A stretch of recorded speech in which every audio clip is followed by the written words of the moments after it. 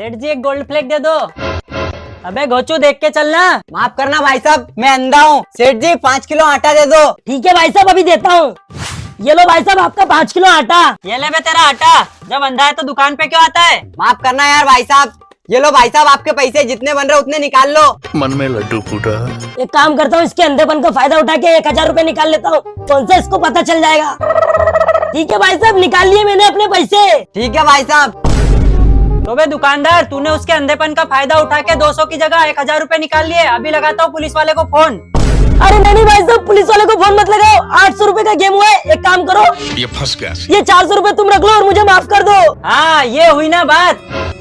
गया। चलो 400 का तो गेम हुआ। भारतीय मनोरंजन में वो अंधे ने मुझे चूना लगा दिया।